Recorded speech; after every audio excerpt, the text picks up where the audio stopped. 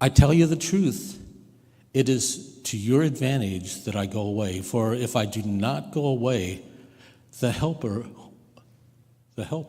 who's this guy, will not come to you. But if I go, I will send him to you. Okay, things are changing. So suddenly it says, this is in Acts, and this is at the ascension. It says that when they came together, they asked him, Lord, will you at this time restore the kingdom to Israel? He said to them, it is not for you to know times or seasons that the Father has fixed by his own authority, but you will receive power when the Holy Spirit has come upon you.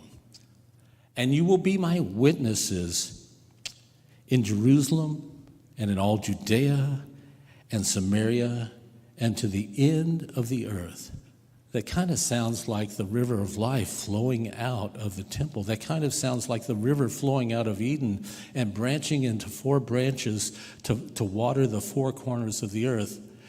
It kind of sounds like something different is taking place. Different and yet the same purpose, the same vision that God has originally had has never changed. So it says, and when he said these things, as they were looking on, he was lifted up, and a cloud took him out of their sight. And I love this. And while they were gazing into heaven as he went, behold, 2 men stood by them in white robes and said, Men of Galilee, why do you stand looking into heaven? Okay, he's gone. He'll come back, but he's not here anymore. Now, so much of the church has, for the last 2,000 years, stood around looking into heaven, saying, how long, oh Lord, when are you going to take us out of this terrible place? You know, we want to split. We want to be where you are. He says, I've got other plans. I haven't ever given up on my plans for you. So,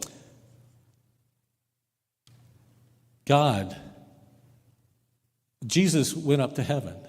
Now, of course, we think, well, of course, he always was up in heaven, but something different now was happening. A human being, a man, was now seated at the right hand of the Father.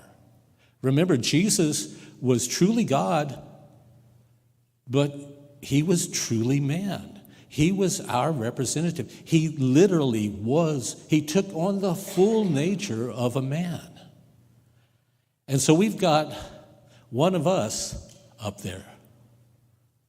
That changes the equations. The whole dynamics are suddenly shifting.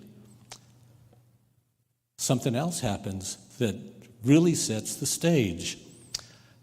Fast forward to Pentecost. If y'all didn't hear Pastor's message last week, get it. It really was great.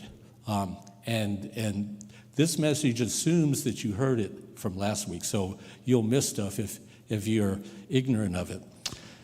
When the day of Pentecost arrived, they were all together in one place. The church was in unity. The church had assembled. The church was there.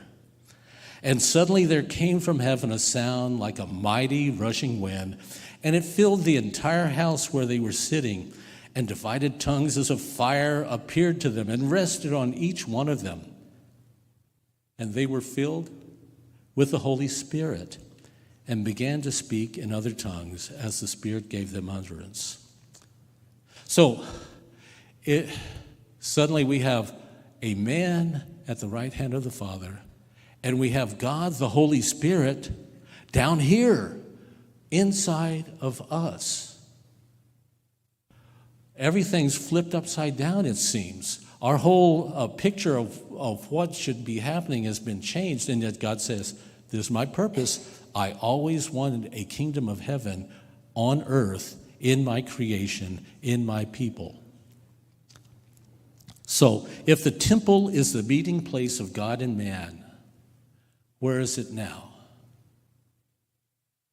Okay, up, I say up, probably not up. It's probably dimension X or something, in heaven. That's where the CEO is of the kingdom of heaven. That's where decisions are made. That's where things are decided and instigated.